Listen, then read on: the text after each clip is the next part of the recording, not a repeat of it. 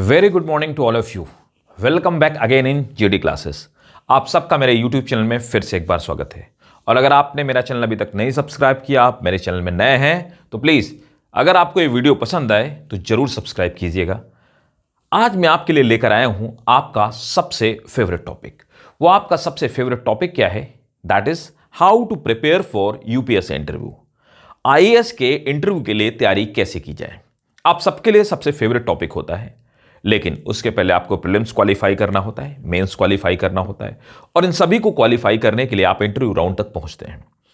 Interview round की preparation के लिए अगर आप ये सोचते हैं कि मेंस देने के बाद कुछ महीनों में, चंद महीनों में अगर आप इंटरव्यू की प्रिपरेशन कर सकते हैं, तो जी नहीं, आप बिल्कुल गलत समझ रहे हैं। ऐसा बिल्कुल नहीं होता है और ऐसा बिल्कुल प्रैक्टिकली पॉसिबल नहीं है। रीजन ये है, पर्सनालिटी जिसे कि हम व्यक्तित्व कहते हैं, पर्सनालिटी और व्यक्तित्व को बनाने के लिए एक दिन नहीं चाहिए। पर्सनालिटी और व्यक्तित्व धीरे धीरे ग्रेजुअली डेवलप होने वाली चीजें हैं, और ये धीरे धीरे आपकी आदतों से और आपके व्यक्तित्व से, आपके रहन सहन से, आपके पर्यावरण से, एनवायरमेंट से, इन सब चीजों से आपके अंदर इम्बाइब होती है, आती है, और वही एक पर्सनालिटी के रूप में आती है। पर्सनालिटी बहुत सारी चीजों का कॉम्बिनेशन होता है, इसलिए पर्सनालिटी डेवलपमेंट में आज से ही काम कीजिए। और यह सिर्फ यूपीएससी के इंटरव्यू के लिए ही नहीं, आप किसी भी इंटरव्यू प्रोसेस में जाते हैं, किसी भी जीडीपीआई में जाते हैं, ये सभी जगह पर आपके काम आने वाली होती है। फॉर सेक ऑफ एग्जांपल, आप कैट के इंटरव्यू के लिए जाते हैं, आप किसी प्राइवेट कंपनी में इंटरव्यू के लिए जाते हैं, आप कहीं पर अगर इंटरव्यू की प्रक्रिया है या सिलेक्शन इंटरव्यू के बेसिस पे है, वहां पर आपका पर्सनालिटी या आपकी पर्सनालिटी हमेशा आपकी हेल्प करती है, राइट। सो वो आपका एक फेस है जिसे कि आप अपने अंदर मौजूदा चीजों को रिप्रेजेंट करते हैं। पर्सनालिटी डेवलपमेंट वो चीज होती है। तो आइए बात करते हैं, आईएएस की तैयारी करने के लिए आप 9th पे पढ़ते हैं, 10th में पढ़ते हैं, 11th 12th में पढ़ते हैं, या फिर आप अंडर ग्रेजुएट हैं, या फिर ऑलरेडी प्रिपरेशन कर रहे हैं, इन सभी जगहों पे आप किसी स्टेट में हैं, आपको हेल्प मिलने वाली है। तो इन चीजों का ध्यान रखिएगा। मैं आपको 5 पॉइंट बताऊंगा, ये 5 पॉइंट आपके लिए बहुत इंपॉर्टेंट है और यही इंटरव्यू की जान है। This is the crux of interview preparation. तो आइए इस बारे में डिस्कशन करते हैं। सबसे पहली चीज होती है पर्सनालिटी डेवलपमेंट। आखिर पर्सनालिटी क्या चीज होती है? हम आप बात करते हैं, बहुत सारे लोगों से आप मिलते हैं, इंटरेक्ट करते हैं, कुछ लोगों को बात करते हुए देख करके आप उनको अनायास ही सुनने लगते हैं, जबकि आपसे उनका कोई लेना देना नहीं। So they are the people with the great personality. Motivator बहुत सारे आपने देखे होंगे, बहुत सारे इन्फ्लुएंशियल पीपल्स देखे होंगे, जो कि जैसे हम बराक ओबामा जी की बात करते हैं, he is a great orator. Personality इसे कहते हैं। पर्सनैलिटी सिर्फ नॉलेज नहीं होती, बहुत सारी चीजों का कॉम्बिनेशन होता है। तो सबसे पहले पर्सनैलिटी में क्या होती है, पर्सनैलिटी डेवलपमेंट में अगर मैं इसकी बात करूं तो सबसे पहले आपकी आती है कम्युनिकेशन स्किल। जी हां, कम्युनिकेशन स्किल। कम्युनिकेशन स्किल में आप अपनी बात को अच्छे से रिप्रेजेंट कर पा रहे हैं कि नहीं। नॉलेज को रिप्रेजेंट करना कम्युनिकेशन स्किल है। कम्युनिकेशन स्किल में बहुत सारी चीजें आपके सामने होती हैं, जैसे कि मैं आपसे यह कहूं कि मैं अपने घर से यहां तक आया, या फिर आप रिप्रेजेंट करते हैं मैं अपने घर से चल करके यहां तक आया। These both are the different way representing same thing. तो कम्युनिकेशन स्किल, आप अपने मन की बात, अपने अंदर की बात, अपने एनालिसिस को अच्छे तरह से अगर रिप्रेजेंट कर पा रहे हैं, तभी आपकी कम्युनिकेशन स्किल अच्छी होती। कम्युनिकेशन स्किल का मतलब ये जरूरी नहीं है कि आप इंग्लिश में बोलते हैं, हिंदी में बोलते हैं, या चाइनीज में बोलते हैं, या आपका एक्सेंट बहुत अच्छा है। कम्युनिकेशन स्किल में मैं अपनी बात को अच्छी तरह से आपको रिप्रेजेंट कर पा रहा हूं या नहीं रिप्रेजेंट कर पा रहा हूं, समझा पा रहा हूं कि नहीं पा रहा हूं, यही कम्युनिकेशन स्किल है। इससे भाषा का कोई लेना देना नहीं होता। दूसरी बात, योर कॉन्फिडेंस लेवल।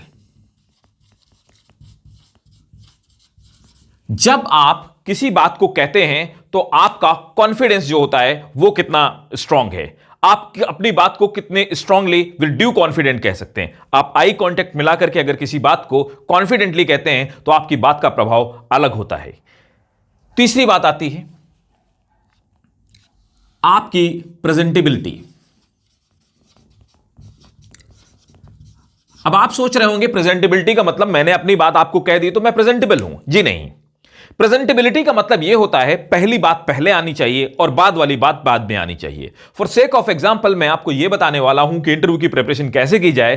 तो इंटरव्यू की प्रिपरेशन में जो स्टेप पहले आना चाहिए मैं आपको वही बताऊंगा, जो बाद में आना चाहिए मैं वही आपको बताऊंगा। जैसे कि हम प्रेजेंटेशन बनाते हैं, पीपीटी बनाते हैं, तो पीपीटी में सीक्वेंस में चीजों को लिखते हैं, दैट इज प्रेजेंटेबिलिटी। चीजों प्रेजेंटेबल होनी चाहिए। आपने खाना बनाया और खाना बनाने में आपने चीजों को इधर उधर रख दिया, सही चीज सही जगह पर रखी होनी चाहिए, तभी थाली सुंदर रहती है। That is a presentability. तो किस आपको प्रेजेंटेबल होना चाहिए, अपनी चीजों को सीक्वेंशियर में एक तारतम्य में कहने की आपकी आदत होनी चाहिए, या यह आपकी पर्सनालिटी में इंबाइब होना चाहिए। एक बहुत इंपॉर्टेंट चीज पे मैं बात करना चाहूंगा, that is called body language. Body language, body language क्या होती है? Body language for sake of example आपने देखा होगा जब लोग बात करते हैं तो बात करते करते वो भूल जाते हैं, वो अपने नेल्स च्यू करना स्टार्ट कर देते हैं, नाखून चबाना शुरू कर देते हैं। That represent lack of confidence. आपकी फिंगर क्रिस क्रॉस है, दैट रिप्रेजेंट डिफेंसिव नेचर। हम इस बारे में बात करेंगे, मैं आपके लिए एक सेपरेट वीडियो लेकर के आऊंगा बॉडी लैंग्वेज में, कि बॉडी लैंग्वेज क्या होती है और कैसे इसे इंप्रूव किया जा सकता है। जी हां, बॉडी लैंग्वेज आपके अंदर की चीजों को दिखा रही होती है। आप कभी भी देखिएगा जो लोग घबरा रहे होते हैं, जो लोग लैक ऑफ कॉन्फिडेंट होते हैं, वो या तो पेन चबाना शुरू कर देंगे, या उंगलियां चबाना शुरू कर देंगे, या किसी चीज को मोड़ना, कुछ भी रखा होगा उसको मोड़ना शुरू कर देंगे। This is the symptom of lack of confidence. ये आप तब करते हैं जब आपके अंदर कॉन्फिडेंस की कमी होती है। ठीक है, आप इसके बाद आते हैं हाउ अपडेटेड यू आर। अब इस बारे में बात करते हैं कि आप कितना ज्यादा अपडेटेड हैं। अगर आप अपडेटेड हैं तो आप न्यूज़पेपर पढ़ रहे हैं कि नहीं पढ़ रहे हैं, आप मैगजीन पढ़ते हैं या नहीं पढ़ते हैं, आप अपने बाहर के वातावरण से कितना ज्यादा अपडेटेड हैं। अपडेशन में क्या क्या चीजें आती हैं? जब हम अपडेशन की बात करते हैं कि हम किन की चीजों को लेकर के अपडेटेड हैं, सो देखिए, अपडेशन में हम बात करते हैं आप एजुकेशनली कितना अपडेटेड हैं। देखिए, यहां पर वो आपका नॉलेज नहीं चेक कर रहे हैं, क्योंकि वो तो नॉलेज आपका प्रीलिम्स और मेंस में ऑलरेडी चेक कर चुके हैं। इस बात को ध्यान रखिएगा, they are not there to check your knowledge. तो वो ये देखना चाहते हैं कि आप एजुकेशनली कितना अपडेटेड हैं। एजुकेशन का मतलब आप सोशल चीजों को लेकर के, एजुकेशन को लेकर के कितना ज्यादा अवेयर हैं, बाहरी वातावरण को लेकर के आप सोशली कितना अपडेटेड हैं। इंडिया में कितने सोशल चेंजेस आ रहे हैं? जैसे मैं अगर आपसे बात करूं तो सोशली चेंजेस में ट्रांसजेंडर को हमने इक्वलिटी का अधिकार दे दिया है। Now they are equal to us. अभी क्या था, बहुत पहले 2-4 साल पहले ट्रांसजेंडर को इक्वलिटी नहीं मिली हुई थी। उसके बाद गवर्नमेंट ने उस पर कदम उठाया और सोशल बहुत सारे एक्टिविस्ट ने कदम उठाया। उसके बाद आज की डेट में आप बैंक का फॉर्म भरते हैं, आप स्कूल का फॉर्म भरते हैं, उसमें मेल, फीमेल और टी ट्रांसजेंडर लिख करके आता है। तो आप देखिए, दे आर ये सोशल चेंजेस है जो हम लेकर के आ रहे हैं, right. So this is the socially updation. Technologically,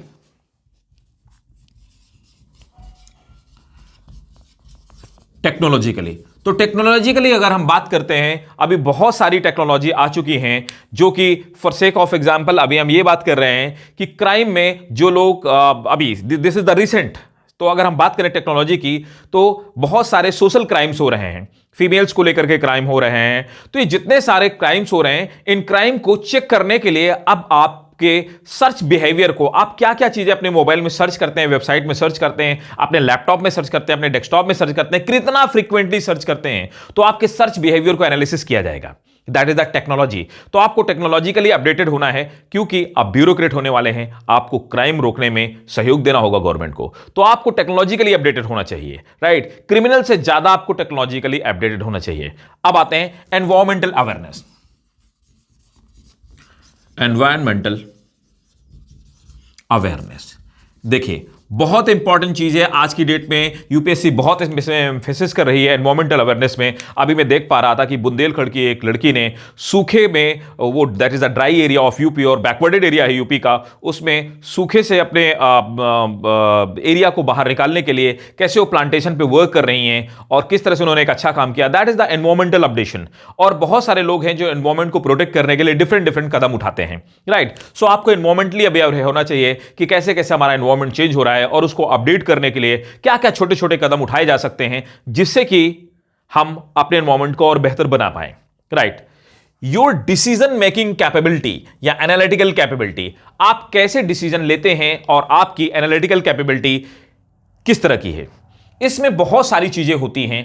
decision making capability में कई बार यूपीएससी में एक टेस्ट पूछा जाता है, उसे हम लोग एसआरटी कहते हैं, सिचुएशन रिएक्शन टेस्ट।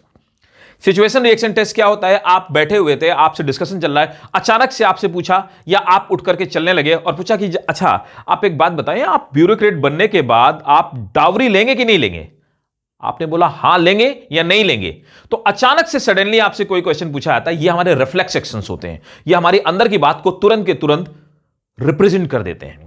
तो ये सिचुएशन रिएक्शन टेस्ट होते हैं। अचानक से कोई क्वेश्चन पूछ लेना, it's a part of your decision making capability. आपको एक पर्टिकुलर कोई भी, for sake of example, India में जो ऑक्युपाइड पार्ट है जिसको कि पाकिस्तान ने ऑक्युपाई कर रखा है, तो पाकिस्तान ऑक्युपेटेड इंडियन की अगर बात की जाए तो उस एरिया में बहुत सारे लोग रहते हैं। उनके बारे में आपसे डिस्कशन पूछा जाएगा कि भाई वो जो लोग रह रहे हैं, तो अगर हम ऐसे कोशिश करें कि उनको वहां से भगा दें या किसी भी तरह से उनके लिए दिक्कतें पैदा करें और उनको खाली करवा दिया जाए, तो वो एरिया खाली हो जाएगा, हम उस पर कब्जा कर रख सकते हैं, वगैरह वगैरह। इस तरह की सिचुएशन एक आपको हाइपोथेटिकल सिचुएशन दी जाएगी और ये बॉर्डर इश्यू है, ठीक है। अब वहां पर यह देखा जाएगा कि आपके जो आइडियाज हैं, आपका जो डिसीजन मेकिंग है, आपका जो प्लानिंग है, कंक्लूजन है, वो कितना इंटेलेक्चुअल वे में आप अपनी बात को रिप्रेजेंट करते हैं या कितने बढ़िया ढंग से सॉल्यूशन निकालते हैं। That will be analytical part of your decision making capability. तो वहां पर देखा जाएगा कि आप कैसे डिसीजन ले सकते हैं, राइट। और आप डेवलपमेंटल वे में डिसीजन देते हैं या आप एक रेट्रोग्रेसिव वे में या नेगेटिव डिसीजन देते हैं, वो आपके विचारों को एनालाइज कर लेंगे आपकी डिसीजन मेकिंग कैपेबिलिटी से। वो ये नहीं देखना चाहते कि आप उस पर डिसीजन दे पाते हैं कि नहीं दे पाते, वो ये देखना चाहते हैं कि डिसीजन मेकिंग कैपेबिलिटी में पॉजिटिविटी है, नेगेटिविटी है, आप एग्रेसिव हैं या फिर आप एक बुद्धिजीवी की तरह बिहेवियर करते हैं। तो वो आपके बिहेवियर को चेक कर रहे होते हैं। बहुत इंपॉर्टेंट चीज जिस पे लोग बिल्कुल बात नहीं करते हैं, this is very important, this is a part of management, और मैनेजमेंट के लोग हमेशा इस बारे में बात करते हैं और इसको ध्यान में देखते हैं। एक्चुअली ये ह्यूमन रिसोर्स का एक एचआर का, हम एमबीए में एचआर का एक टॉपिक पढ़ते हैं, that is emotional intelligentsia. Emotional intelligentsia क्या होता है? इमोशनल इंटेलिजेंसिया ये होता है कि लोग इमोशनली होकर, एग्रेसिव होकर कहते हैं पाकिस्तान पे बम गिरा देना चाहिए, एटम बम गिरा देना चाहिए, लोग तुरंत एग्रेसिव हो जाते हैं। This is not. तो आप चीजों में जब इमोशनली आप डिसीजन मेकिंग करते हैं तो आपके डिसीजन हमेशा गलत होते हैं।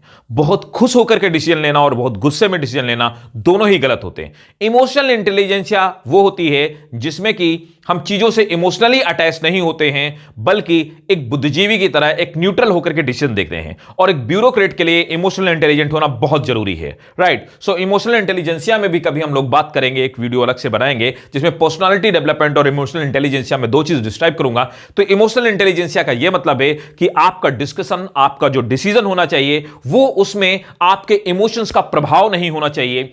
आपका डिसीजन आपके इमोशन से प्रभावित नहीं होना चाहिए। आपका डिसीजन आपकी एजुकेशन से प्रभावित होना चाहिए। आपका डिसीजन एक डेवलपमेंटल सोच के साथ में होना चाहिए। ये चीजें जब आप इमोशन से ऊपर उठ करके डिसीजन लेते हैं, that is called emotional intelligentsia. Let's talk about the last point but not the least, open ended and close ended discussion. Open ended discussion क्या होता है? बहुत सारे लोग क्या करते हैं, उनसे क्वेश्चन पूछा जाता है कि फॉर सेक ऑफ एग्जांपल आपसे क्वेश्चन पूछा गया, डू यू ड्रिंक और डू यू टेक एल्कोहल? क्या आप एल्कोहल पीते हैं? आपने साफ साफ नहीं मैं नहीं पीता हूं। तो this is a close ended question. आपने वहीं पे चीजें खत्म कर दी। अब आपसे वो दूसरे क्वेश्चन पूछेंगे, यूपीएससी बोर्ड के मेंबर्स। अब आपने उनको एक और चांस दे दिया कि वो आपसे दूसरा क्वेश्चन पूछें। तो आपको ऐसा नहीं करना है। आपको कहना है मैं नहीं पीता हूं, लेकिन आज की डेट में धीरे धीरे युवाओं में ये चीजें बढ़ रही हैं और सोशल ड्रिंकिंग को एक सामाजिक मान्यता दी जा रही है, जिसकी वजह से अब हमारे कंट्री का कल्चर चेंज हो रहा है। आपने अपने क्वेश्चन में मैं नहीं पीता हूं, लेकिन उसके साथ में एक क्लोज एंडेड क्वेश्चन में आपने डिस्कशन स्टार्ट कर दिया और आपके पास डिस्कशन का स्कोप बन गया। अब आप अपनी बात को कह पा रहे हैं। अदरवाइज जब आप क्लोज एंडेड क्वेश्चंस में आप हाँ ना में जवाब दे देते हैं तो आप डिस्कशन को क्लोज कर देते हैं। उससे वो बार बार नए नए क्वेश्चन पूछते आते हैं और आपके फंसने के चांसेस बढ़ते आते हैं। वो डेफिनेटली आपसे क्वेश्चन पूछ करके फंसा लेंगे। तो हमेशा आपको किसी भी क्वेश्चन का ओपन एंडेड जवाब देना। कुछ क्वेश्चन ओपन एंडेड होते हैं, जैसे कि फीमेल एजुकेशन में और क्या बेहतर किया जाना चाहिए। आपको लगता है कि फीमेल एजुकेशन या चाइल्ड एजुकेशन या रूरल एरिया में जो हम एजुकेशन प्रमोट कर रहे हैं, so is it effective right now?